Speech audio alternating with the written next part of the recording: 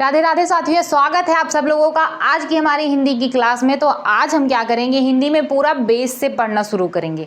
जो हमारी न्यू होती है उससे टॉप तक। तो हमारी न्यू जो है उसमें सबसे पहले एंट्री करते हैं हम किसमें, व्याकरण में। हिंदी की शुरुआत होती कहाँ से है, व्याकरण से ही होती है। तो हम चलिए वहीं से शुरू करते हैं और पूरा हिंदी क्लियर करेंगे, क्योंकि आप लोगों को पता है वैकेंसियाँ बहुत सारी आ रही हैं। अगर आप लोगों ने तैयारी नहीं करी है उसके पहले, मतलब जो भी अभी पेपर हो चुके हैं, आप लोगों का पेपर अच्छा नहीं गया तो घबराने की कोई ज़रूरत नहीं है। अभी बहुत सारी वैकेंसियाँ आनी है और आपके पास टाइम भी बहुत है, बहुत अच्छे से आप लोग तैयारी कर सकते हैं। कहीं से भी टाइम मिले आप लोगों को, वीडियो देखकर, ऑनलाइन ऑफलाइन कैसे भी हो, बहुत अच्छे से तैयारी कीजिए और सिलेक्शन आप लोगों का पक्का होगा।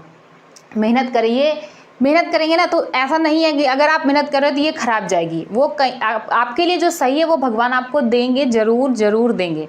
तो आपको क्या करना है, सिर्फ और सिर्फ मेहनत करनी है। मेहनत सिर्फ आपको पढ़ाई करनी है, ये नहीं सोचना मेरा होगा नहीं होगा, वो मैटर ही नहीं करता। बस आपको मैटर ये करता है कि आपको अपना 100% देना है, आपसे जितना हो सकता है। पेपर की डेट आने से पहले, जैसे अभी हम लोगों को पता चल रहा है कि कांस्टेबल वाली भर्ती फिर से आएगी, यूपीएसआई आएगी और बहुत सारी आ भी गई हैं, जीडी वाली, एनटीपीसी और भी बहुत सारी आएंगी।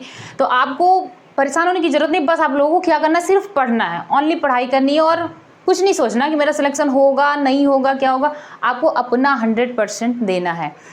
तो हमारी जो हिंदी की क्लास है वो चलिए हम शुरू करते हैं। हिंदी में सबसे पहले शुरू कहाँ से होता है, हमारा व्याकरण। तो व्याकरण हम सबसे पहले लिखेंगे आपका व्याकरण। अब बताइए व्याकरण का जो संधि विच्छेद होता है वो क्या होता है। व्याकरण का हमारा संधि विच्छेद होता है वी प्लस आ प्लस करण।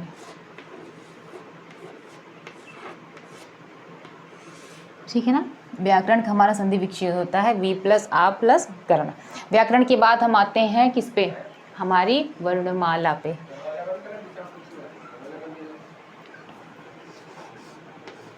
क्या पढ़ेंगे हम लोग, वर्णमाला।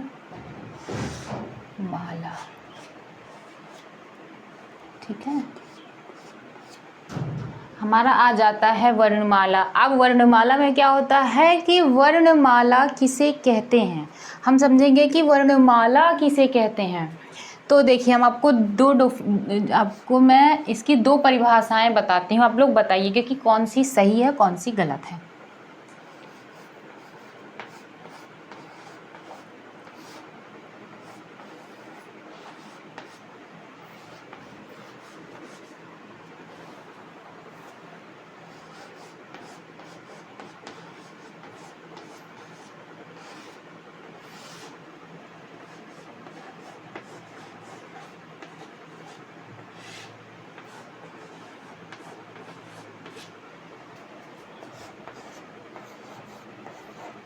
वर्णों के व्यवस्थित समूह को या वर्णों के समूह को, बताइए इसमें से कौन सी सही है आपकी, पहली या दूसरी। वर्णों के व्यवस्थित समूह को वर्णमाला कहते हैं या वर्णों के समूह को वर्णमाला कहते हैं। तो जिसमें हमारा सही है वो है हमारा पहला वाला, वर्णों के व्यवस्थित समूह को वर्णमाला कहते हैं। अब देखिए इसे हम समझते हैं, कहा गया है वर्णों के व्यवस्थित समूह को, इसमें कहा गया वर्णों के समूह को। समूह समूह दोनों में है। तो समूह का मतलब है जो वर्ण होते हैं हमारे का खा गा, जो भी जितने होते हैं पूरे, उनका इकट्ठा एक जगह पे होना, ये होता है हमारा समूह।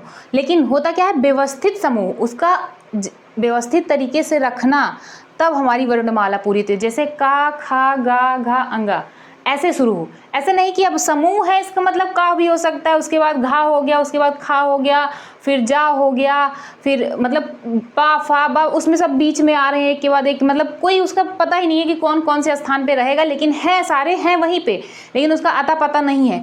तो वो क्या होता है, वर्णों का समूह होता है। लेकिन तो वर्णों के समूह को तो वर्णमाला नहीं कहेंगे, लेकिन वर्णों के व्यवस्थित समूह को ही क्या कहेंगे, हम वर्णमाला कह रहे हैं। जैसे आप समझिए, आप लोग अगर आप लोगों को साइकिल बनानी है तो क्या करना पड़ेगा।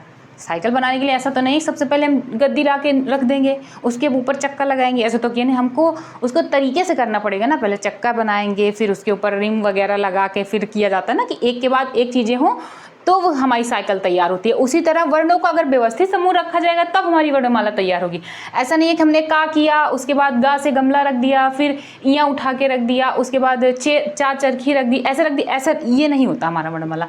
समझ में पड़ा कि भाषा की सबसे छोटी इकाई, नोट कर लीजिए आप लोग, भाषा की सबसे छोटी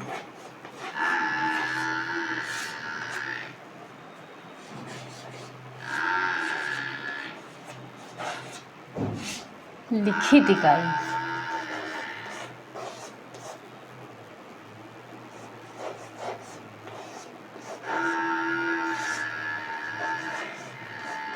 बताइए आप लोग कौन सी होती है। ठीक है, और भाषा की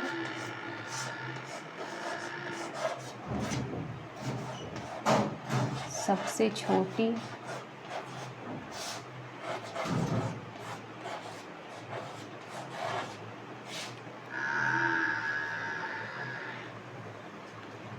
छोटी मौखिक इकाई।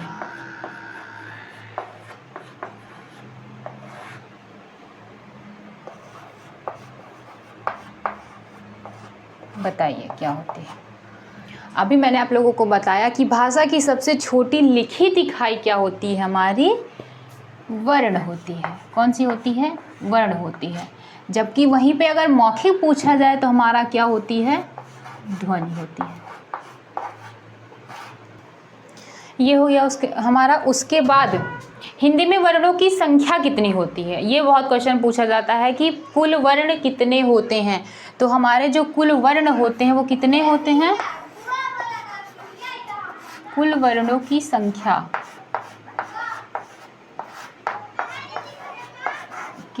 हमारी कितनी होती है? कुल वर्णों की संख्या हमारी कितनी होती है? 52 होती है। कितनी होती है?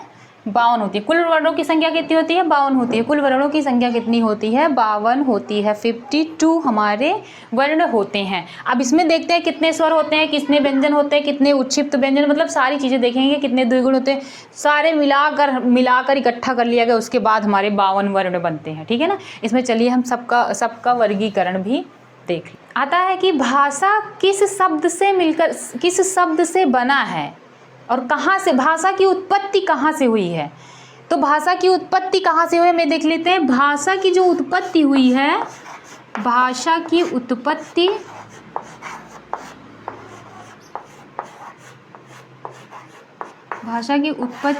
कहाँ से हुई है? संस्कृत के भाष शब्द से हुई है। कहाँ से हुई है? संस्कृत के भाष शब्द या धातु, भाष शब्द से हुई है। भाषा की उत्पत्ति कहाँ से हुई है? संस्कृत के भाष। ये डायरेक्ट क्वेश्चन पूछे जाते हैं कि भाषा की उत्पत्ति कहाँ से हुई है? संस्कृत के भाष शब्द से, और उसमें बहुत सारे 3-4 ऑप्शन होते हैं, उसमें अलग अलग ऑप्शन दे दिया जाएगा, उसमें पूछा जाएगा भाषा की उत्पत्ति कहाँ से होती है। भाषा की उत्पत्ति कहाँ से होती है? हमारे संस्कृत के भाष शब्द से भाषा की उत्पत्ति हुई है। अब उसके बाद हम आ जाते हैं अपने वर्ण पे फिर से वापस। ठीक है, ये मैंने आप लोगों को बता दिया, मतलब याद आ गया तो मैंने बता दिया। ठीक है, फिर आते हैं वर्ण पे। वर्णों को कितने भागों में बांटा गया है? वर्णों को हमारे 2 भागों में बांटा गया है। वर्णों को 2 भागों में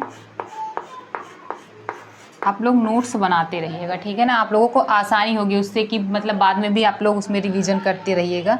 वर्णों को 2 भागों में बांटा गया है या विभाजित किया गया है? बांटा गया है। पहला हमारा क्या होता है? स्वर। क्या होता है? स्वर। फर्स्ट होता है स्वर, और सेकंड क्या होता है हमारा? व्यंजन।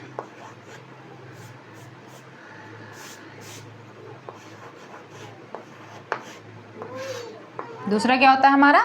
व्यंजन होता है। तो चलिए, हमारा पहला क्या था? स्वर था। पहला था स्वर। स्वर की जो परिभाषा होती है वो क्या होती है पता है? ऐसे वर्ण जो स्वतंत्र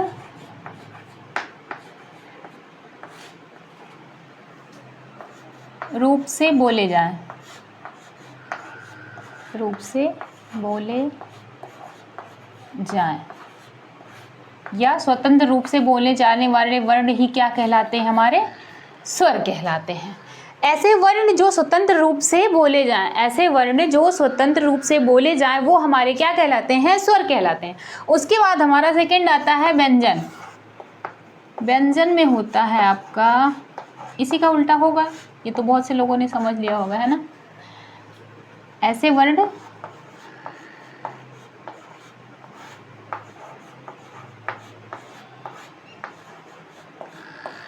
जो स्वतंत्र रूप से ना बोले जाएं,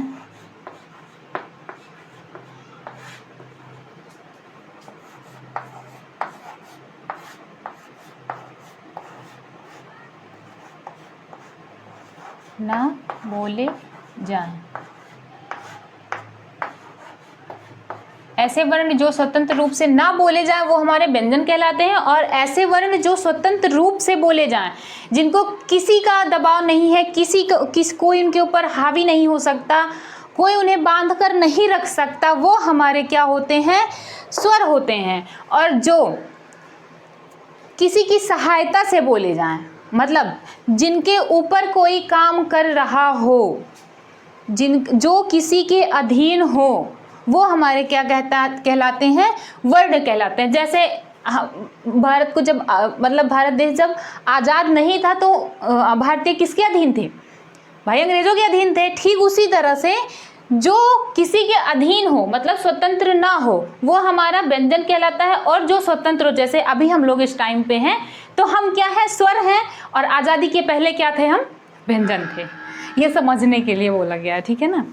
व्यंजन को समझने के लिए जैसे देखिए आप, जैसे का प्लस आ और हल, ये हमारा व्यंजन होता है। का आप लोग जानते हैं का व्यंजन होता है, लेकिन देखिए ये किसकी सहायता से बोला जाए? ये किसके अधीन है?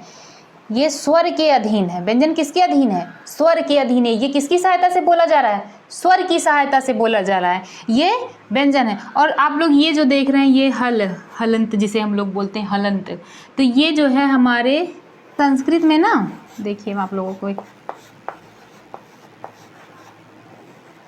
ठोस आंसर बताती हूँ, ठीक है ना। संस्कृत में व्यंजन को ही क्या कहते हैं? व्यंजन को ही हल कहते हैं। ये जो हल होता है संस्कृत में, इसी व्यंजन को ही हल कहते हैं। संस्कृत और हिंदी में ना बहुत डिफरेंस है, बहुत, वैसे भाषाएं अलग अलग ही है तो डिफरेंस तो होगा ही, लेकिन बहुत ज़्यादा समझना पड़ता है ना। काफ़ी बार ऐसा होता है हम कंफ्यूज हो जाते हैं संस्कृत और हिंदी में। लोग कहते हैं हिंदी बहुत आसान है। भाई हिंदी पढ़ के देखो तो तुम्हें समझ में आया कि हिंदी होती क्या है। हिंदी अच्छों को नहीं समझ आती है, ठीक है ना। तो संस्कृत में क्या होता है? संस्कृत में व्यंजन को ही हल कहते हैं। अब देखिए संस्कृत में व्यंजन को तो हल कहते हैं, लेकिन स्वर को क्या कहते हैं? भाई ये भी तो जानना बहुत ज़रूरी है। तो संस्कृत में ही व्यंजन को तो हल कहते हैं, लेकिन संस्कृत में स्वर को क्या कहते हैं? स्वर को अच कहते हैं। क्या कहते हैं? अच। ये याद रखिएगा आप लोग, कहते हैं, ठीक है। संस्कृत में व्यंजन को हल कहते हैं और संस्कृत में ही स्वर को क्या कहते हैं? आपका अच कहते हैं। क्या कहते हैं? अच कहते हैं। सो आज की जो हमारी क्लास है वो हम यहीं पे ख़त्म करते हैं, क्योंकि वर्णमाला एक दिन का चैप्टर नहीं है, एक दिन में वर्णमाला हम नहीं कंप्लीट कर सकते हैं। तो आज यहीं तक पढ़ाएंगे। उसके बाद आप लोगों को जितना मैंने आज बताया, पढ़ाया, समझाया, जो भी आप लोगों को जितना समझ में आया वो फिर से रिवीजन कीजिएगा, पढ़िए अच्छे तरीके से, ठीक है ना। और जो भी आप लोगों को डाउट्स हो वो कमेंट करके आप लोग बता दीजिएगा। मैं कोशिश करूंगी उसे आपके डाउट्स को क्लियर करने की। और हाँ, जो भी टॉपिक में आपको प्रॉब्लम हो वो टॉपिक आप लोग कमेंट में ज़रूर बता दीजिएगा, ताकि मैं उस पर आप लोगों के लिए वीडियो ला सकूं, ठीक है ना। और अगर वीडियो अच्छी लगी, आप लोगों को थोड़ा सा भी फायदा हुआ, तो चैनल को सब्सक्राइब कीजिए।